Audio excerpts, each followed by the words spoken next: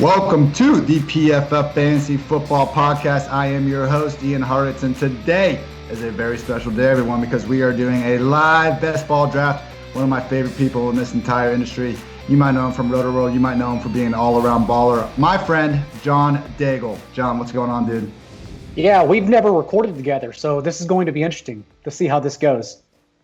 I'm excited because, after couple minutes of trying to get this draft rolling, we are finally live, and it starts in 15 seconds. And for once, I am not at the end of the round turn. I have the first overall pick.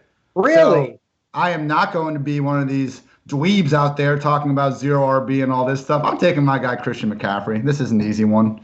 And I'm feeling pretty strong about this. I mean, there's no one else to draft. I'm not even going to waste time. And just so everyone knows, best ball, 30-second pick. So I'm going to be flying through these. I am going through selecting a team. Johnny Daigle is normally going to offer his advice on this one. I just went ahead and went solo and drafted CMC, but normally we'll have a discussion going throughout this. And for those that don't know about the best ball format, you draft, and then literally like after the season, you find out how your team did, all the rosters. There's no ads or drops. All the rosters get optimized every week. Best team, and we are using the fine folks at UnderdogFantasy.com. So thank you for all of that. Everyone has been asking the place to be for best ball, and with the recent launch of Underdog Fantasy, UnderdogFantasy.com, and more importantly, the friendly app, it is the same team of guys, engineer, CEO down, that created Draft, the application from last year that took best ball by storm. So it's the place to get in right now, which is why I'm excited we're using it here.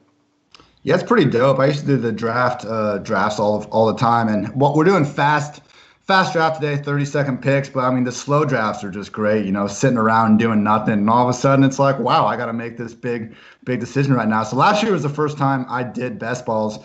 John, where would you put best ball like up against redraft and DFS? How do you rank them just in terms of your favorite?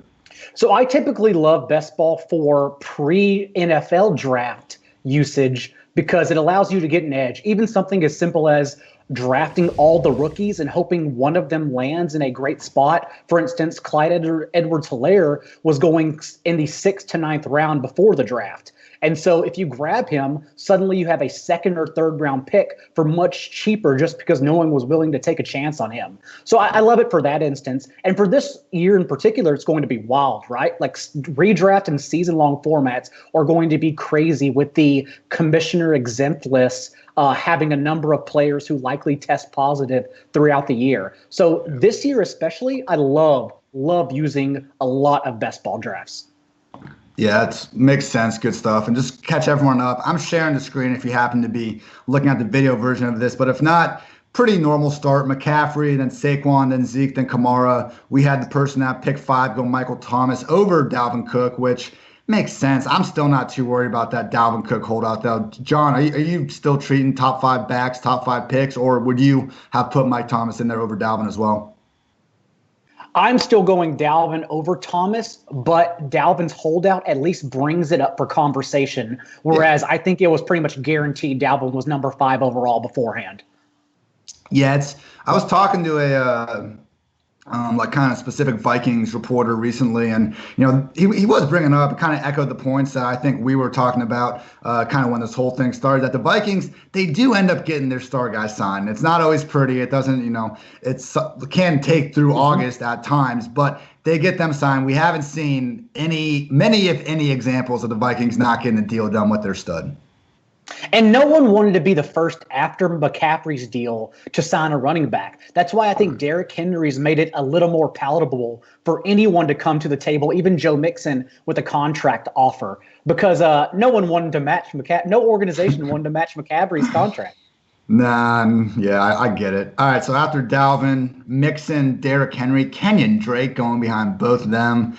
Miles Sanders, Nick Chubb, still got Austin Eckler on the board. That's interesting. I'm at the point where I got Drake as RB6 just because I think out of all those second-tier guys, we got questions. Usually they don't have the pass-down role is the issue with all these guys, or they have the pass-down role like Eckler and Sanders, but they don't have, the featured early-down role that someone like Mixon or Jacobs is going to have. Where do you have Drake in just kind of your ranking/thought process this year? I believe he's my RB8 overall, right behind Sanders. I still have Henry and Cook up there, but Drake is the one that we could talk about because when you think about it, the number 5 overall running back spot is wide open for anyone. And I think a lot of people are assuming that will be Sanders or Henry, but Drake in what we expect to be a high volume offense that, don't forget, they're not really a pass first offense. We just like their passing because it's a bunch of elite explosive players. But Drake is the one that we expect, even if Chase Edmonds is involved, by the way, Drake is still the number 1 running back there. So in year 2 of that offense, of course, you have to love him. Yeah. Agreed on all accounts. And we just had a guy I was hoping to fall, but probably wasn't realistic. George Kittle went in the middle of round 2. He's already the 49ers' number 1 receiver. Like, Debo getting injured didn't change that. But now it enhances it. Manny Sanders is already gone. I mean, I don't know. There's a chance that we see this 49ers offense be a little more pass happy. It's going to be Jimmy G's second full year in the system, second year recovered from the ACL. Maybe the defense isn't quite as dominant. I mean, I feel like Kittle could be on the verge of just some monster season. Am I wrong? And remember, it was Kelsey who finished as the overall tight end 1 for the 4th straight year last year, but Kittle actually led him in fantasy points per game, which is what we try to look at since it gauges more of a weekly production. Yeah. All right, getting a little bit of a receiver run, Godwin and Hopkins after. Come on. I just want Austin Eckler to fall to me. That's all I want in this world right now. Anytime you can get an RB1 and a wide receiver 3 on his own team at the end of round 2, I'll take that any day of the week. I don't understand all these Eckler concerns like, oh, he just went, so screw me. But, sticking on Eckler for a second, like, he is going to be the lead back there. And even if, Kelly and Jackson get some touches. I mean, they didn't give Eckler 4 years and I think it was $24 million to not be anything but the lead back of this offense. It's going to be an odd offense because it's the first time we're seeing any of them without Phillip Rivers. So the checkdowns, we don't expect them to be there so much. And given Eckler's likely regression on the number of receiving touchdowns he had last year, having said that, he's still a receiver, like you said, and someone like Nick Chubb, even someone like Aaron Jones, they can't say that. So that's why I still love Eckler over that bunch. Even Josh Jacobs, I love him over him. All right, we're on the clock. I'm looking at A.J. Brown here. We got Mike Evans, Amari Cooper, OBJ, Juju, Allen Robinson, Adam Thielen's available. Crap. This is tough. Who would you take here, John? It is still Juju for me, but I see you clicking A.J. Brown. So yeah, I think I just got to do it. But we got another pick coming up, so I'm just looking at this. So the running backs right now are Clyde Edwards-Helaire, Todd Gurley, Chris Carson, Fournette, Taylor. Oh, these guys are all bad. Look at me. I'm going what the cool kids like to call modified 0 RB. I'm getting another baller wide receiver, and I would normally take Adam Thielen here, but John, you're a good friend of mine. I'm taking Juju Smith-Schuster with the first pick of round 3. So the squad through 3 picks. We got Christian McCaffrey, A.J. Brown, Juju Smith-Schuster. Those are some good players, John. Yeah, and that's what makes that second tier of running back so tough because Thielen, Beckham, Allen Robinson, I think should have been up there as well. Juju, Kenny Golladay, like they all make a case to be number 6 overall and just finish with inside the top 12. So it just comes down to preference at that point. You can honestly rank those wide receivers 6 through 16, almost the same. And it's almost there for the running backs too. Once you get to like that 6 through 12 mark, I mean that's why I end up going wide receiver because Clyde Edwards-Helaire. I mean I'm high in James Conner, so I guess I could have gone after him. But at that point, I think we both kind of have Aaron Jones ranked a little bit towards the bottom of that tier 2. Like once those guys are gone, I'm inclined just to actually go ahead and wait until round 4 or 5 to get my second back. I don't think there's anything wrong with Clyde Edwards-Helaire, though. Even if you want to prioritize stacking and you go Edwards-Helaire and then Mahomes at the 2-3 round turn, I think it's just fine. Yeah, I mean, look, all these rookie running backs are going to be in a committee of some sort, but at least Clyde Edwards-Helaire is with the best quarterback in football and a loaded offense, and it's going to be 2 backs at the most. I mean, J.K. Dobbins, probably 3. Cam Akers, according to Sean McVay, it's 4. Jonathan Taylor, probably going to be 3. Clyde is I think he joins not even Keyshawn Vaughn, because he's probably going to be 3 back as well. Yeah, I think Clyde Edwards-Helaire, week 1, should have the easiest path to high-level playing time from the get-go. And the difference is Damian Williams' floor is literally just not being used in your best ball or redraft lineup. Whereas in best ball, Clyde Edwards-Helaire will compete to be the RB3 basically every week with a top 6 overall production in his outcome. Yeah, true chains all around. All right, after that Juju pick I made, we have Mike Evans, Cooper, DJ Moore go off the board. Clyde Edwards-Helaire finally went middle round 3. Just so everyone knows, this is a 12-person draft, so don't be thinking we're going 8 and just really bad at drafting or anything like that. Then Allen Robinson, OBJ, our guy Calvin Ridley going 3.8. I absolutely love it. And Ridley went with guys like Adam Thielen, Keenan Allen, Robert Woods, still on the board. John, we've been Calvin Ridley, wide receiver 1 hype train. I mean, we might have started the freaking hype train. So I'm fine with Ridley there, man. Would you have taken any of those dudes ahead of him? No, I've seen analysis that since he's not a yak guy, that he can't be an elite receiver. But even if he's a product, and I don't think he is, but even if your argument is he's a product of the offense, it is one hell of an offense to be a product of. Like we assume they're going to finish top 3 in plays per game. And not only that, but last year, they still finished top 5 in pass play rate whenever they were trailing, whenever they had a lead as well. So this is a team that just throws because they know they're going to struggle when running the ball. So why wouldn't you want arguably a potential number 1 option in that offense? Yep. Man, all these yak debates, it's like, okay, with Ridley, he's not good enough at yak, so we can't trust him. And then A.J. Brown, well, he's too good at yak, so we should expect him to regress. I mean, personally, I do think it is a nice trait to identify, talented players. Okay, A.J. Brown's not going to average 8 or 9 yards after the catch again this year, probably. But it's also, I think, underrated, a little more to do with the scheme, how the player's being used. Can their quarterback lead them and, give them a chance to run? Or is it, not to hate on, this is a Josh Allen friendly podcast, but I think there's a difference between Josh Allen giving his guy, a chance to run and Drew Brees giving his guy a chance to run. I don't know that just comparing yak rates just in and of themselves between 2 wide receivers is a great way of, talking about who's better. And we'll differ on this because I know your opinion on A.J. Brown, but I would also say that Calvin Ridley's floor in that offense is so much easier to take on than A.J. Brown's, because A.J. Brown's floor is 3 playoff games. You can just look at the box scores from last year, totaling 5 catches across those contests. John, they were a fun 5 catches, though. Let me tell you what.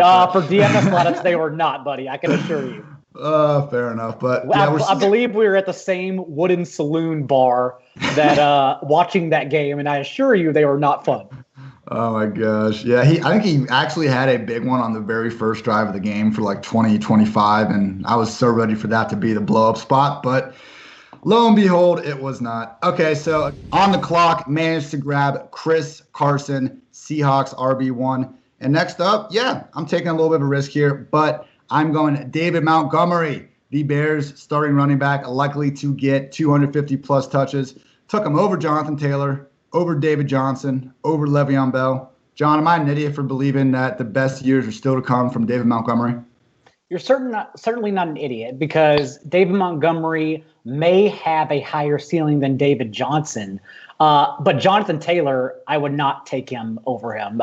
Will David Montgomery get 20 more carries than Jonathan Taylor? Probably, but I would much rather take Saquon Barkley light. If not, he's basically just Saquon Barkley, honestly, with a team that has the easiest schedule according to Vegas's season win totals. The Colts shape up genuinely to be a 13-win team with Coach of the Year in Frank Reich, and then arguably Defensive Player of the Year in DeForest Buckner, because it's one of those teams that everything, the stars align to go well until they reach the divisional round. Colts are kind of low-key the team everyone, I think, they're a team everyone wants Tampa Bay to be, potentially. Now, the big question mark is Phillip Rivers, because I don't know, man, those little floaters he's, chucking into triple coverage seem to be floating a little extra hard last year. But, you didn't even mention that we're talking about PFF's #1 offensive line, the entire league there in Indy. It's a good point. I mean, I am more concerned with, touches and talent, as everyone should be, unless we're talking about A.J. Brown. But, when we're comparing the guys, 20 carries, and neither of them are really going to have a pass down role. I guess Taylor probably has a better chance of getting the pass down role than Montgomery, just with how much Nagy loves Tariq. It's a good point. I'm definitely higher on Taylor now than I was after the draft. Not because anything has changed in his situation, just because the more I look at it, the more I think, okay, he definitely deserves to be the clear-cut rookie RB2 at a minimum. I would argue that even if Phillip Rivers is the same Phillip Rivers as last year, the way that team is built around him, like you said, arguably the number one offensive line, Quentin Nelson, one of the best overall players, like George Kittle, like Aaron Donald, and the entire league, Rivers basically can't fail even if he plays like last year. Yeah, it's true. And that's why it's like maybe T.Y. Hilton. It comes down to T.Y. Hilton's health. And T.Y. Hilton had a 27% target share, I believe, 195 yards and 4 touchdowns in those first 3 games before he was injured. And then recency bias has led us to forget that he was actually good for that first month because he basically was a part-time player from that point forward. Yeah, looking at some of the draft picks that we've seen recently, T.Y. went right after Devontae Parker and DK Metcalf. Following T.Y. was Gallup, Fuller, Keenan Allen, and Jarvis Landry. Jarvis Landry is one of the guys that, and John, you had a good tweet about this, where we need to get an update on his health because his last quote was from a couple months ago, and he's like, "Yeah, I'm hoping to be ready by August. We'll see what's what." But got that hip surgery, and I mean, it kind of sounded like he knew going into the surgery that this could potentially affect his week 1 availability. What are your thoughts on Jarvis Landry? Are you going back to the well? Because if he plays 16 games, it's going to be like the 20th straight year where he's a value at his current ADP. I mean, we've seen this 2 years in a row now with both the Browns and Baker Mayfield.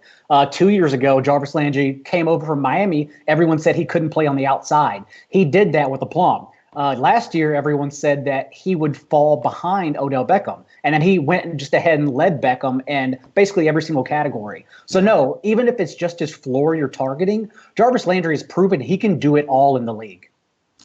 Up and about 6-7 picks. Who are you liking that's available here right now, John? Running back and wide receiver, seeing A.J. Green, DeAndre Swift, Devin Singletary, Cam Akers, Edelman.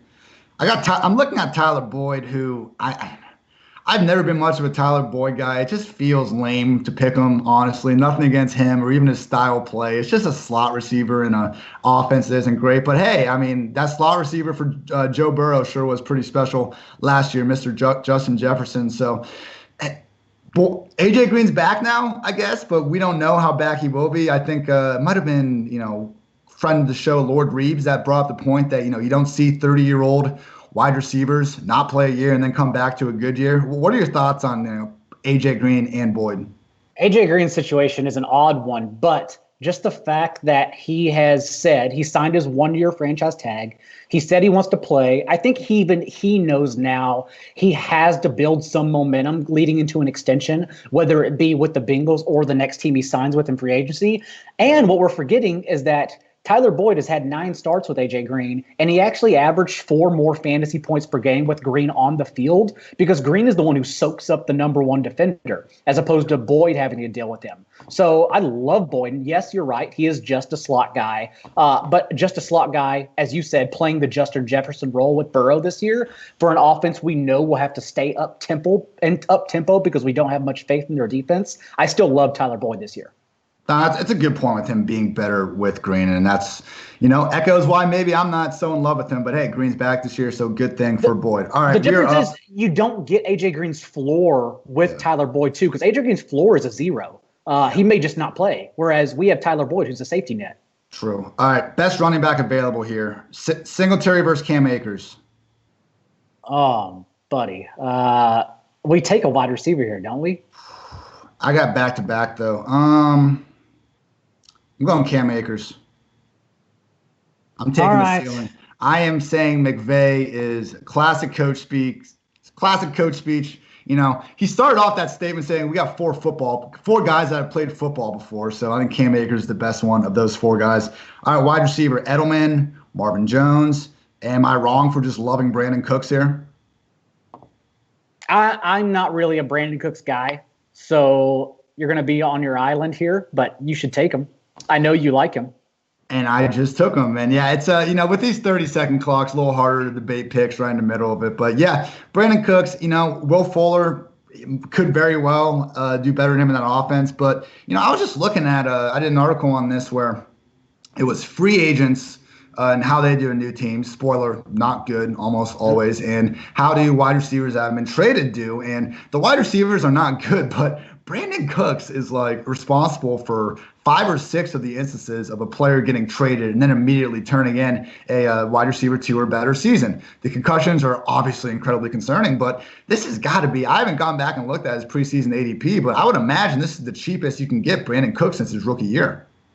Yes, it's still worrisome for me, though, that fourth team in 4 years, you already mentioned the concussion history. And I still don't know what this offense is. We are just assuming that it's still going to be an explosive offense since Deshaun Watson is a magician. But for the first time in his career, not having Hopkins, one of the best receivers in the entire league, I'm kind of just out on Deshaun Watson, too. Oh, my God. And that's, I understand dare that's you. not a take you here in the industry, but I am seriously concerned about Tim Kelly calling plays and just this offense having nowhere to go once Will Fuller goes down. Even though I will say I love Will Fuller. Like I love him as a wide receiver too. Don't even care about the injury history whatsoever. Yeah. You're bringing up some decent points. I'm just saying Cooks, round 7. His floor, if he plays, is going to be, about that. So I'm drafting him for that ceiling that hopefully we'll see. So through 7 rounds, we have Christian McCaffrey, Chris Carson, David Montgomery, Cam Akers in the backfield, wide receiver, A.J. Brown, Juju Smith-Schuster, Brandin Cooks. Funky looking team, but I'm feeling all right so far, John. What are you thinking? So far, so good. We're going to have to do something here about running back, of course. But when you have Christian McCaffrey starting out, you can kind of Band-Aid the rest of your team. Yeah, and at least Carson and Montgomery, should be 200-plus carry guys, and we're not getting money to pass down work. And Cam Akers is that lottery ticket. And look, I realize Sean McVay did say earlier this offseason, too, that they want 3 running backs. And, hey, them switching off of the heavy 11 personnel after their bye week last year, we've seen a lot of hints that he does want to get away from some of the things they've done over the past 3 seasons. But I don't know, because every time Gurley has even been gone, it was the Malcolm Brown show last year, at least for like a 60% plus snap roll. And, that 2018 when Gurley late season was, having his issues, CJ Anderson was getting fed. So it's almost like Mike Tomlin, man. It's just we've never really seen McVay do this committee backfield. And even if he's saying he's going to, I guess Tomlin's saying he's going to feature a guy, McVay's saying he won't. But I don't know. I want to see McVay actually use a committee for more than a week or two before I start fading Akers as a late RB20. That's the thing, though, with McVay is that he does not care about your fantasy team. Yeah, McVay does not care about your fantasy team. I understand that. But at the same time, why else are you spending a second-round pick on this dude? And I know Darrell Henderson's there. Maybe you can talk about them having differing skill sets and all that. Malcolm Brown was good enough to keep Henderson on the bench last year. Malcolm Brown did some all right things in his own right. But, again, it just comes back to that second-round pick. And if we have to predict one of these guys to get through, one of these guys to make something happen, I do think it's Cam Akers. All right, so moving on with the draft. Start of round 8, we got some funky wide receivers going. Someone felt the need to draft Jamison Crowder over Deontay Johnson. Wow. I'm a Crowder fan. Like, this dude can rack up the short crossers all day. 120 targets last year, led the Jets in most receiving categories. Adam Gase features as slot receivers just more than anyone. You look at every single stops. Even that one year where he was just the Bears OC. Eddie Royal was just eating. So it's one of those situations where with the scheme, with the quarterback, with the coach, a lot of those things are ugly, but they all kind of add up to Jamison Crowder. But no, give me Deontay Johnson over that. Come on, Meow. Going to have to get a quarterback at some point soon. I am seeing Carson Wentz still available. That's intriguing because the top 7 guys are gone. Top 7 dual threats, Josh Allen's the last dude out of that group that I was hoping to get. But looking at Wentz, this guy had as many rushing yards as Ryan Fitzpatrick last year. He has gotten a complete overhaul in offensive weapons. We know he has the tight ends. We know he has now finally some wide receivers, but he's also got Miles Sanders. So I just think the things this offense already did well last year, and that was, intermediate, short passes. things of that nature. Now it's going to be even more wide open because we got the likes of Deshaun Jackson, Marquise Goodwin, Jalen Reagor. I mean, even John Ferguson and Quez Watkins. Like, these are dudes that can stretch the field, and defenses at least have to pay attention to them. It's not like this offense has, consistently had just ballers at wide receiver to stretch the field. It's just been minimum, and that's been enough for them. And we're talking about Mac Hollins, Torrey Smith, guys like that. So, all right, I am up in 2 picks, and this is username Free Duke Johnson. I hope everyone knows that. The Texans, incredibly overqualified backup running back. All right, I am on the clock. And yeah, I'm going to go with Carson Wentz here, people. Getting the quarterback, end of round 8, feeling good about it. Don't have any Eagles receivers, but, I can definitely get Reagor stacked in later. All right, so I'm pulling the trigger on Carson Wentz. And our boy, John Daigle, is back after some brief technical difficulties. John, we have to go running back here? It's like you said, it's an odd conundrum because we do have touches insured. They are questionable touches, but at least we think we have touches, and that's what we're really looking for here. Is there any receiver, like an explosive one, that's volatile for best ball leagues that you like? Sure is, and he's on our team now. Mecole Hardman, welcome to the squad. Was that too early? I'm looking at this. No, that wasn't. I don't think it was too early. We got Robbie Anderson as the top ADP guy. I don't know how anyone's even drafting Robbie. I love Robbie. I think he could do good things in the right offense, but in free agency, I don't think there was a worse team we could have picked Robbie to go to than the Panthers, unfortunately. So I'm only drafting Anderson when I'm double stacking Teddy Bridgewater with either DJ Moore or Curtis Samuel. John, you weren't there when I went ahead and went solo with my Carson Wentz pick. I think he was the top QB left on the board. I mean, there's Breeze, Brady, Stafford, just, kind of that veteran pocket passer tier. Obviously, I would have preferred one of the top 7 guys that can give me some rushing upside. But Wentz as your QB1 in round 8, I'm pretty happy. I think those 3, however you have Deshaun Watson, Russell Wilson, and Josh Allen from 5 to 7. The 3 afterwards, however you want to put them, are Carson Wentz, Matthew Stafford, and Matt Ryan. So it really just depends on how you draft from that point forward. But if you have Wentz, I also think rather than arguing about Reagor or Deshaun Jackson, you just grab both. Yeah. Call it a day. Now, is next round too soon to do that, you think? We should probably go back to the running back one more time. Yeah, one more time. What do we have now? 4?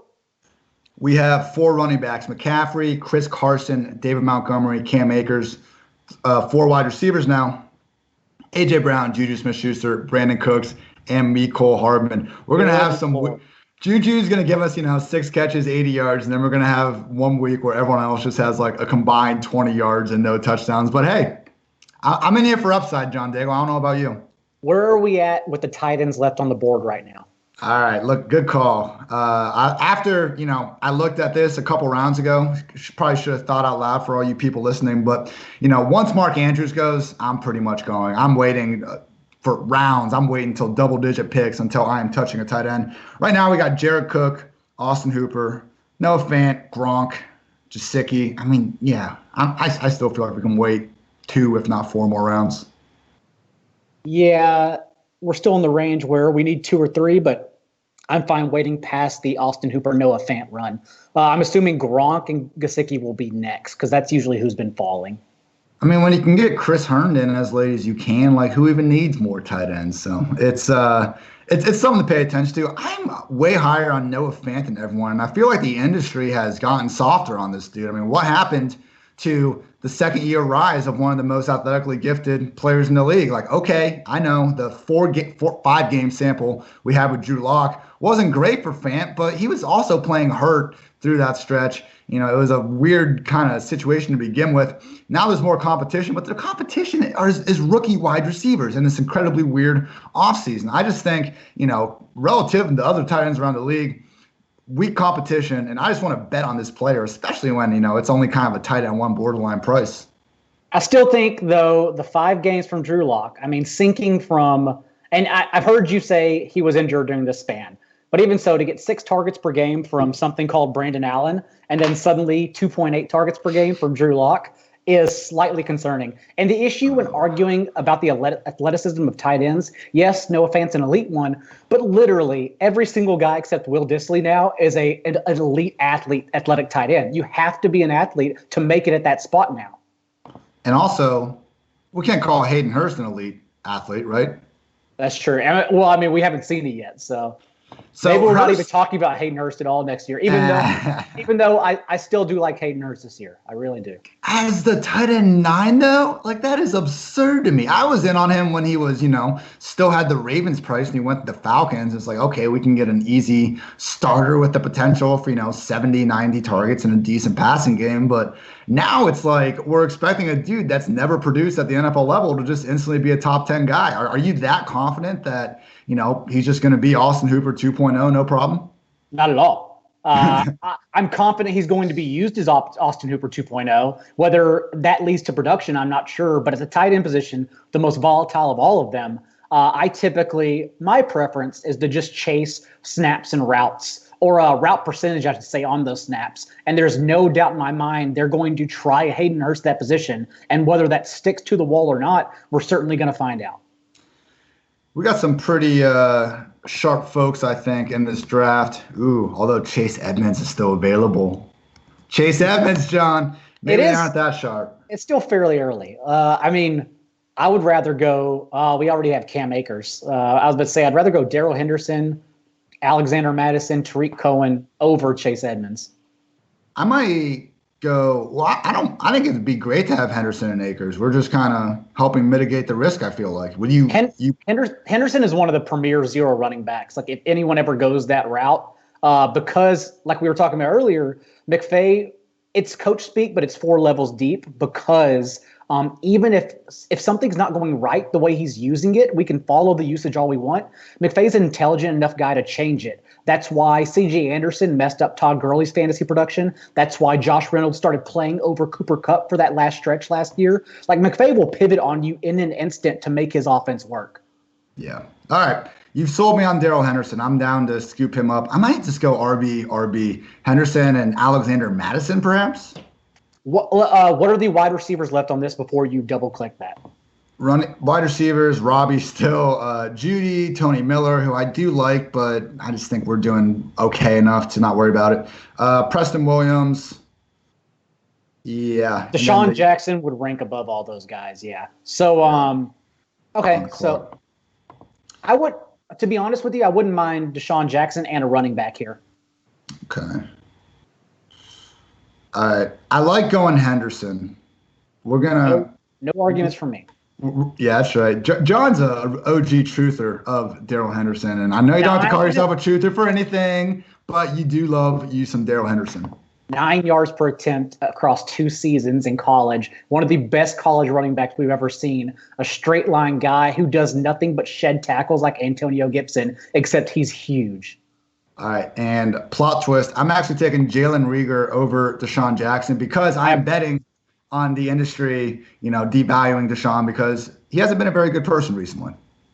Jalen Reagor, also a superb athlete. He gets discounted for having 6.9 yards per target his final year, but it was also Max Duggan, a true freshman, leading TCU's offense under center. So it's just not enough credit given that he was a much more explosive receiver whenever he had good quarterback play under center. He's the Curtis Samuel of college football. I mean, I can get behind this guy all day. And, the only 2 rookie wide receivers that I'm even usually even somewhat frequently getting in best balls are Reagor and Henry Ruggs. And I believe Ruggs was already gone, even if he wasn't. I think he was gone. Yeah. But either way, I mean, just already having Wentz getting that stack, it's very, very close for me. So just having Wentz there, I am down to stack. And it's still possible we get Deshaun Jackson when it comes back around. Yeah, that's what I was hoping. So, all right, the squad through 11 rounds at QB, we got Carson Wentz, RB, McCaffrey, Carson, Montgomery, Akers, and Henderson. Don't let us get Malcolm Brown. Don't let Malcolm Brown and John Kelly fall to us.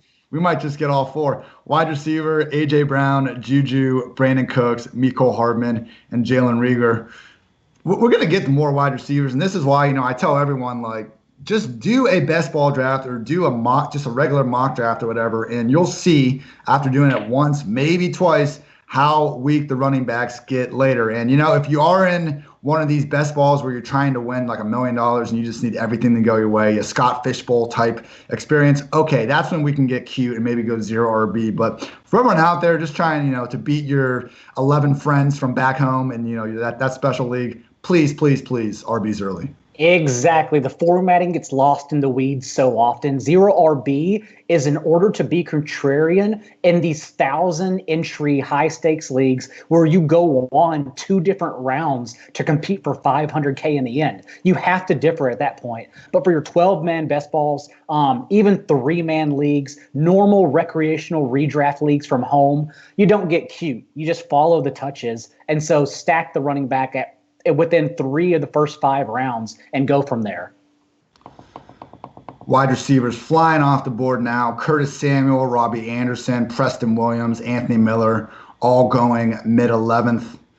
I like Curtis going above Robbie. And yes, I am an Ohio State guy. I love me some Curtis Samuel, probably more than most people on this planet. But there is a real chance, I feel like, for him to get that slot role. And if he gets 100-plus targets again like he did last year in a potentially more efficient passing game with, more fantasy-friendly targets, for him, normally we want the deep balls, but when you're not getting any of them catchable, literally Panthers were 25% catchable deep balls last year. Next closest team was the Colts at 30%. So I don't think Curtis Samuel was miscast as a field stretcher. I think Kyle Allen was miscast as a starting NFL quarterback. John, if if Samuel gets that slot role, you have to be buying at that wide receiver 50 ADP is at right now. I'm buying all of them, and it's going to be impossible for redraft formats to figure out which one to start. Except for DJ Moore, who will be a constant every week. Right. But for best ball and DFS, just double stacking all are going to be amazing because any of them can go off at any time. And we still confuse the fact that Teddy Bridgewater did not throw deep with him not wanting to throw deep. He was part of the Saints offense. Him and Drew Brees both had 2 of the lowest ADOTs in the entire league, and he still hit 6 completions, 20-plus yards downfield out of the 9 he threw. So he can throw deep, and the Joe Brady offense predicates itself on opening up receivers with yards after the catch with shallow plays, and then when the defense gives in a little bit, that's when you go deep. So there will be more opportunities. I would say even 3 to 4 shots per week that Teddy Bridgewater can hopefully succeed with. Yeah, Teddy definitely a premier late-round signal caller. So here's my one issue with the Panthers that I've kind of been thinking through the last few days. I was going through every offense, checking out the returning starters on the O-line and the passing game and the coaching staff. And, the Chiefs stand out as like the single most team, like the single best team in terms of just overall continuity in their passing game. But on the opposite end of the spectrum, the Panthers are easily the worst. Now, it's a situation where they were so bad last year, other than, DJ doing his thing. They were so bad last year that it's like they don't have anywhere to go but up. But on the other hand, weird offseason, like, is this just maybe too much change for all these things we hope to happen in Carolina to work? Or is just defense is bad enough and it is a slight improvement. It's more than a slight improvement, I guess, over what they had last year, that you're not too concerned about the lack of continuity. Well, the good news is Brady overlapped. He wasn't calling plays, but at least Joe Brady and Teddy Bridgewater overlapped in New Orleans for 1 year. And not to mention, I think this is like a Derek Carr argument because he gets such an amount of credit for his high completion rate given his low target distribution. But I think that's what Bridgewater is. Like, this offense can succeed because you don't need to have continuity to just dump it off. Whereas I trust Brady's play calling as intuitive and progressive so much more than I do John Gruden's. All right, Antonio Brown just went off the board, 12th round, 6th pick. I thought I was sharp for taking AB in like round 11 in Scott Fishbowl. I'm feeling a lot, what's the opposite of sharp? A lot more dull. Fishy. After, there we go. A lot more like a fish after the whole last week's developments. If you would have asked me a week ago, is Antonio Brown going to play during the 2020 football season, I would have given you a fairly confident yes. What are you thinking now, though? I am still giving a fairly confident yes. I mean, Okay. he has literally announced he's retired 3 times in the past calendar year. He's threatened to retire 4 times in the past calendar year. The moment Seattle or Washington extend that contract, the dude is back in our lives at least for one top 12 week. So I still think you should be chasing him, and even more so now that you're getting a discount because people do believe he's retiring when he's not going to. He's not going away. Fair point. All right. Well, against all odds, Hayden Hurst is still sitting here on the board, late round 12, up in 3 picks. I'm inclined to go for it, I think. At this point, it's always what we say, right? The mantra is that we don't hate players, we hate ADP. Like, Yes, I'll even sir. take Austin Hooper at some point because for a while there, he was going as the tight end 15 as opposed to the tight end 8 to start the year like he was. So if Hayden Hurst falls to, tight end 14, 15 in this room, of course, you have to take him.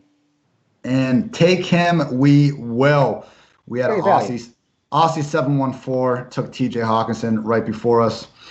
I think Hurst can definitely outdo Hawkinson. I get, a lot of the things about Fant also apply to Hawkinson in a better offense, but I will take Hayden Hurst there for those targets. Okay, I'm not going to double up on tight end right now. All right, looking at running back, Edmonds got sniped. Alexander Madison here makes a lot of sense, I think. I like Alexander Madison. Who are the quarterbacks available? Do we need to double up right now, or do we still have a lot Cousins, left? Trubisky. Oh god. We need to double up. I'm a fan of Garoppolo's schedule in particular, but if you want to reach for Minshew, okay, that's fine.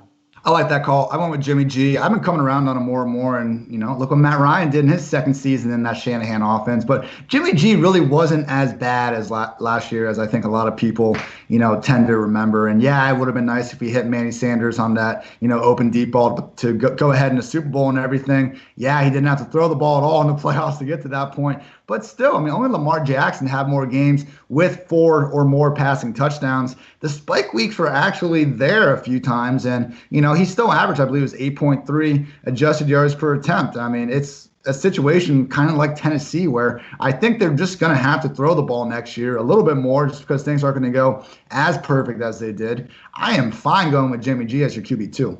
It's just not a sexy pick since he doesn't add anything with his legs. But again, having one of the best play callers opening up the playbook for you is always a good sign. So, and given that they have one of the easiest schedules to the first 6 weeks, as your QB2, he's the best QB2, honestly.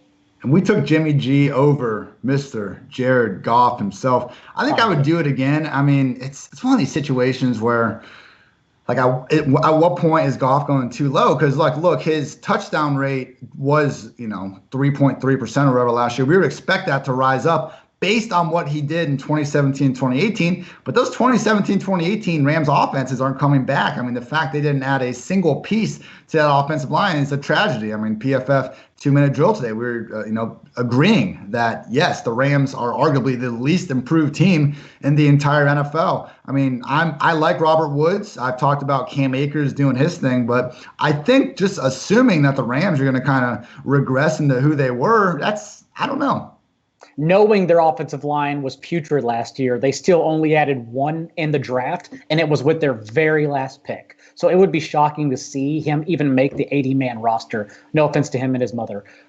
Having said that, I think we don't know what to expect from the Rams offense. They're going to come out wild. It's going to be a re-innovation of everything. I think it will be more 12 personnel. Having said that, we don't know for sure. So it's going to be interesting, and I think we just shouldn't expect what we saw last year to happen this year.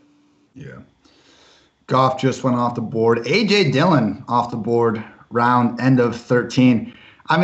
A.J. Dillon needs Jones or Williams to get hurt before he's going to see, I think, the 15-plus touches that people would hope for. If he gets that, though, it could work, man. I know my employer weren't the biggest fans of that draft pick and everything and, A.J. Dillon coming out, but legit, lower middle-class man's Derrick Henry, athleticism and size. And, if LaFleur just wants to run the ball to his heart's desire as much as he's talking about, we could be living in a world pretty soon if they don't get, things fixed up with Aaron Jones, where A.J. Dillon is the starting bell cow back for the Green Bay Packers in 2021. Do you see that being the most likely scenario here?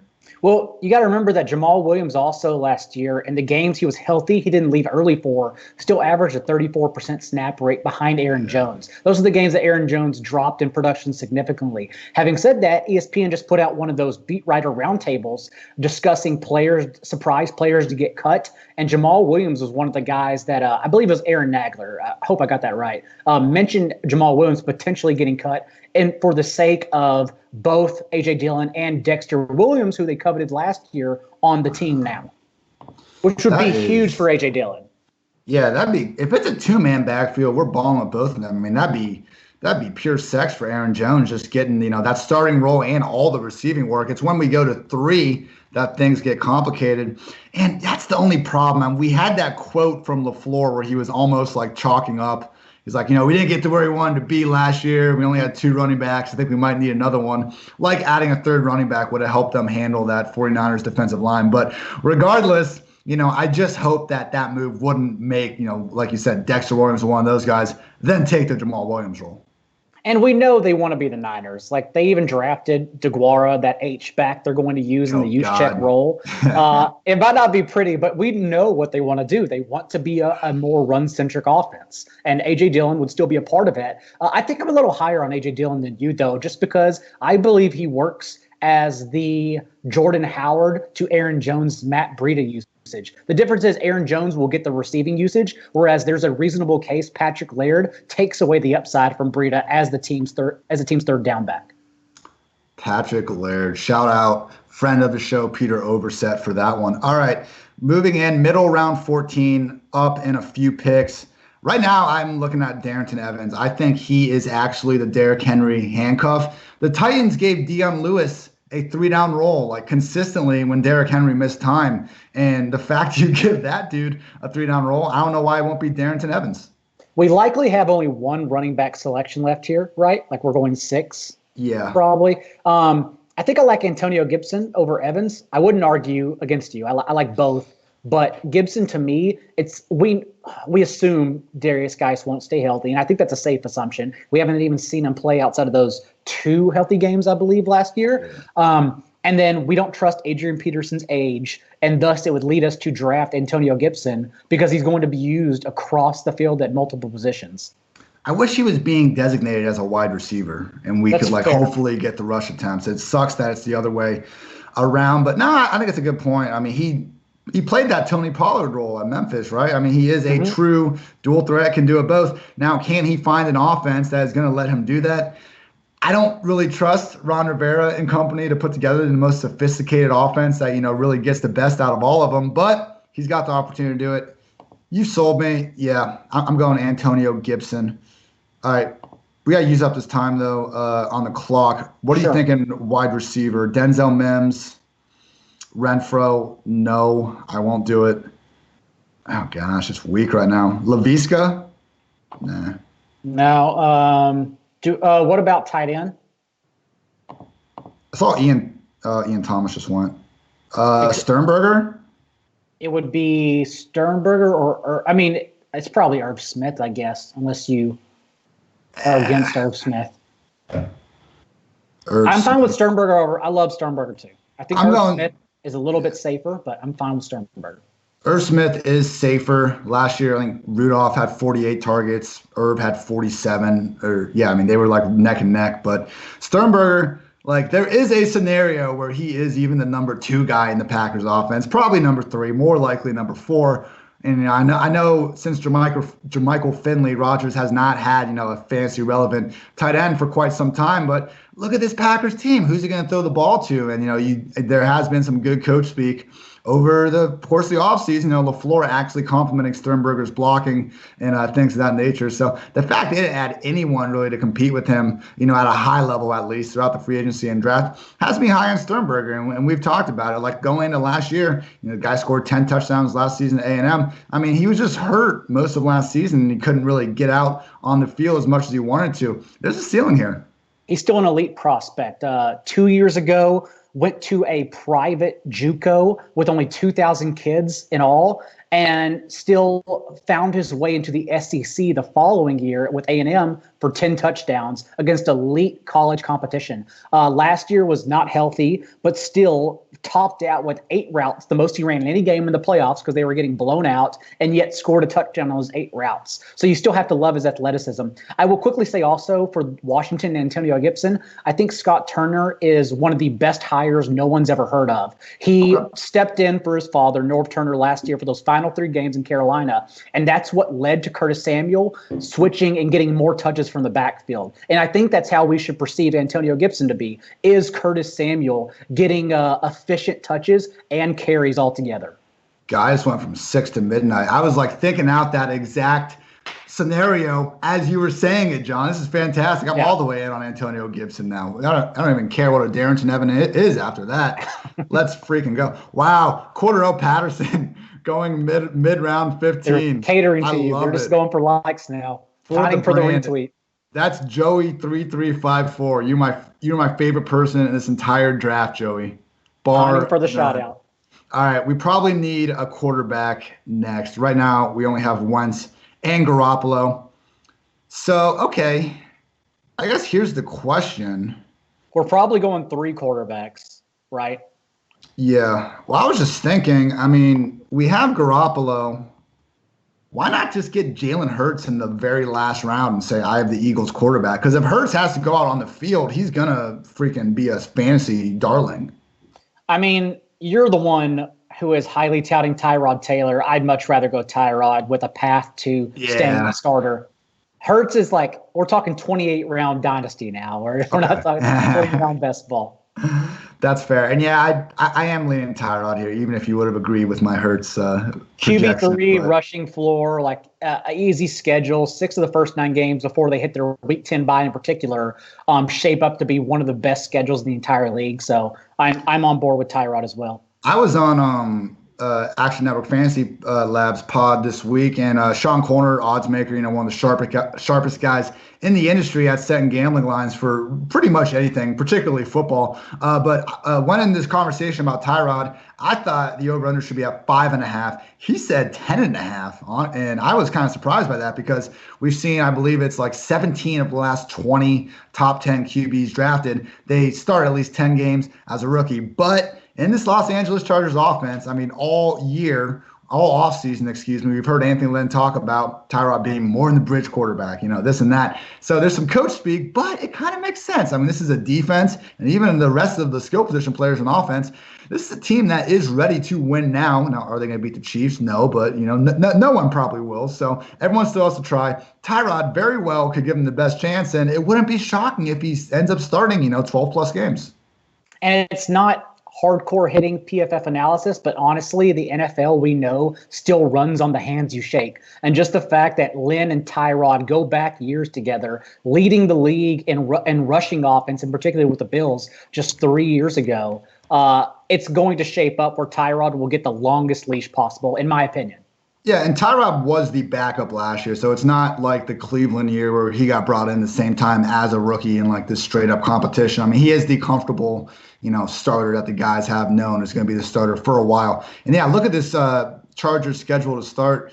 Bengals, Chiefs, Panthers, those are all 3 startable games. We got to go on the road to Tampa, on the road to New Orleans. That's tough. They get lucky, though, because I was thinking that would be the spot where they switch to Herbert before the Jets, but it's a short week before they play the Jets, Dolphins, Jaguars, Raiders before their bye week. Ty God Taylor, I really hope he falls to us. Oh, he's not. We don't hate the Saints road matchup. We like that for fantasy. We want the indoor arena shootout vibe.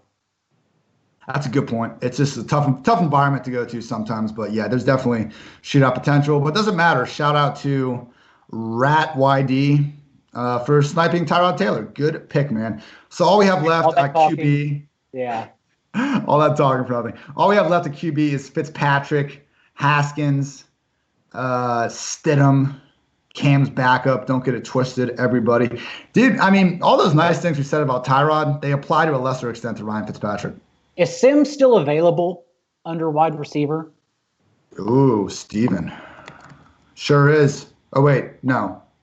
He got drafted. Oh, dang. Okay. I was about to look for a double stack here and go Dwayne Haskins and Steven Sims. That would have been hot. Mohamed Sanu, unfortunately, is my next highest guy among these receivers. Oh, God. Oh, Fitzpatrick just went? Dang, Aussie. I don't even know if we can get another quarterback right now. All right. We have to go Haskins at this turn. Okay. God, Sanu? Well, I'm listening. I'm open. No, I guess you're right. It's Sanu or Andy Isabella, but I mean, Sanu. I genuinely think every best ball player should be leaving every single draft with either N'Keal Harry or Sanu, because those are the two poised to lead the team in receiving production across the board, as Julian Edelman is 34 and playing with a new quarterback from the slot. It's hard to find wide receivers at the end of round 16 that could compete for triple-digit targets and what might be a decent offense. All right, Dwayne Haskins next. That gives us Wentz, Garoppolo, and Haskins. Okay. Like, I would love to be higher on Haskins going to year 2, and maybe, having Scott Turner there, like you said, will produce some good things. And he's definitely the guy. The fact they didn't, go with 2 and all they brought in was Kyle Allen to provide some competition. But, like, why did we not get this dude any additional weapons other than Antonio Gibson? I mean, it's just he's throwing the ball to Terry McLaurin, and the Kelvin Harmon injury sucks. But come on, like if Kelvin Harmon was the number 2 wide receiver this year, like that doesn't change anything. This is still one of the worst skill position groups in the entire league. They just kind of spent the whole offseason like signing Peyton Barber, J.D. McKissick. You couldn't have done anything for these wide receivers. I enjoy Steven Sims. He did some really good things at the end of last year, but just the fact that it's kind of like the Rams offensive line. Like, how did you look at that wide receiver room and say, oh, it's fine? And with all due respect to Antonio Gandy Golden, like I want more. I want more there. And I see a lot of people touting AJG, but he's a dynasty guy. He's absolutely not a redraft or best ball person, no matter the opportunity. I mean, he played against FBS competition at Liberty. The transition, especially in this offseason, to NFL competition is going to be drastic. So he's someone I'm not on whatsoever. I think it's pretty much McLaurin as your high-end wide receiver 2 who could potentially break in, even though he has a lot of players to fight through as a wide receiver 1 inside the top 12. Steven Sims as your late-round guy who has a proven target share. And those last 4 games when PFF actually rated Dwayne Haskins much better than his interim starts mid-year over Case Keenum. And then Antonio Gibson, as we've said. And that's pretty much it, honestly. And that's what happened with Haskins. It was he got thrown to the fire against the Giants and the Vikings, and he looked awful. And then, hey, Dwayne, here's your first start. Enjoy going to Buffalo and, see how that goes. And, giving Adrian Peterson 20 carries up the middle the whole time just was not conducive to anything resembling, a successful rookie QB. All right, plus, I love body fat season, and to drop 11 pounds and get down to 7% body fat, it's, you have my attention. Let's go, Dwayne. Good stuff, man. He's out there working hard. We are nearing the end of round 17 here. This is a 20-round draft. And so far, the squad, QB, Wentz, Jimmy G, Haskins, RB, McCaffrey, Carson, Montgomery, Akers, Henderson, Gibson. Not bad, people.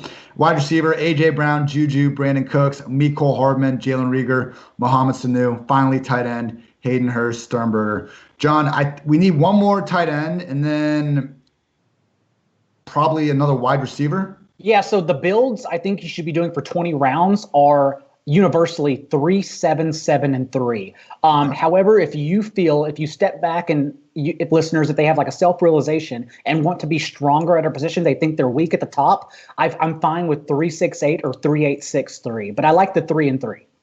Good stuff always, Mr. Daigle. All right. Yeah, I'm leaning tight end here. I was hoping Dawson Knox would still be around. That's been like my favorite late round guy. Man, are you seeing anyone here like Akins, I guess? It always comes down, if you wait on tight ends, I think it's O.J. Howard for the upside. He just went, but yeah. Oh, okay. O.J. Howard, and then I don't mind the Darren Fells, Jordan Akins argument, and I still think there's some promise in Dan Arnold, which is a name you don't hear much.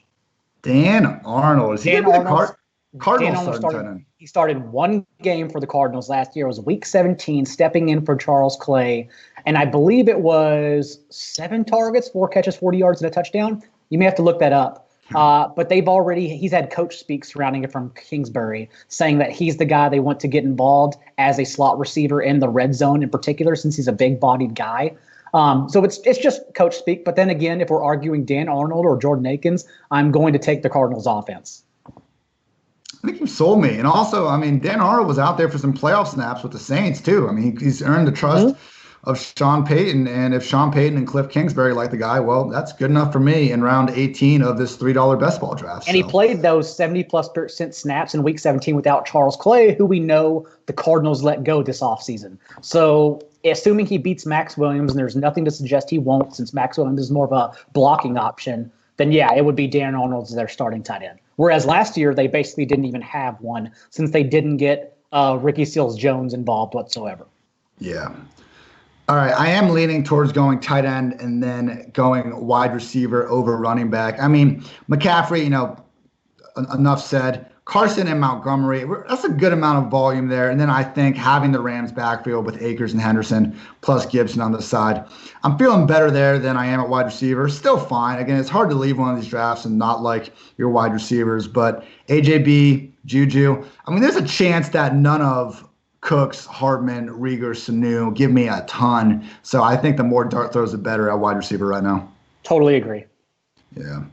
All right, nearing the end of round 18. Chris Conley just went. We're having some fun in the PFF chats. Like, we need to talk more about Chris Conley just being a member of like 3 of the most efficient deep ball passing attacks in 3 straight seasons. Okay, that probably has more to do with Patrick Mahomes if you want to, be all technical about it. But Gardner Minshew last season, only quarterback with a better passer rating on passes thrown at least 20 yards downfield than Mr. Mahomes. And Chris Conley, while he's not a major part of the offense, he's still out there all the time. And, when you look at the other guys there, this is the last pick.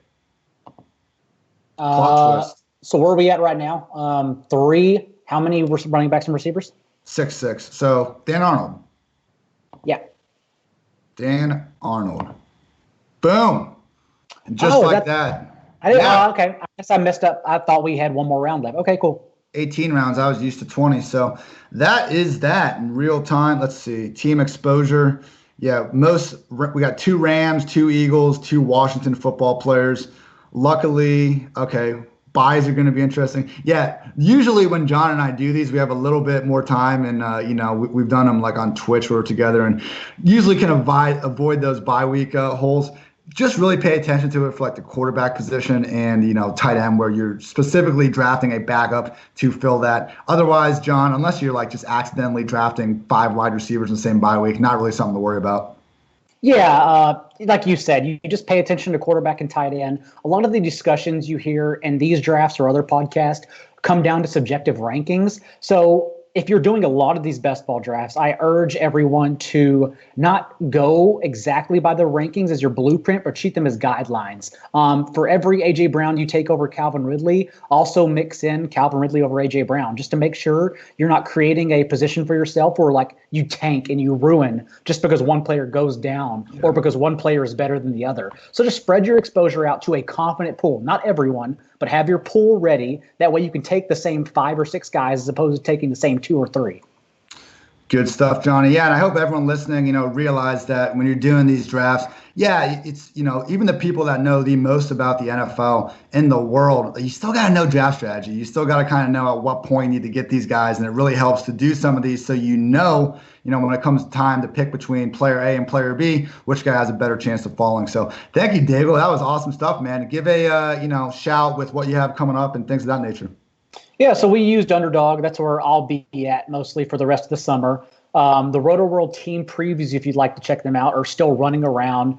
You can find me at NotJDaigle on Twitter. And then I believe I have not only we're still churning out the Rotoworld football podcast, but then also I will have my annual 32 Deep Sleepers column coming out here in the next couple of weeks, which is just focusing on one player for every team that I think has legitimate upside in the last rounds of draft as everyone goes to the board and just throws darts at that point. So, yeah, that's pretty much what we have going the rest of the summer. And, Ian, you're my boy. I think you're doing a great job with the pod and everything you're doing right now. And it's just getting started, so this is a lot of fun. Thank you, Broski. Yeah, maybe we will get another one of these going if the people are happy. And, yes, everyone, at NotJDaigle. The NotJDaigle, that actually is J Daigle. So make sure you give John a follow, one of the more informative football handles out there. I think John's hilarious, and I pester him to try to be more personable on Twitter sometimes, and he throws some stuff out there. But, it is just the football fan that, wants to bet and win money. It is your dream to follow NotJDaigle. So for John Daigle, I am Ian Hartitz. Thank you all for listening, and take care.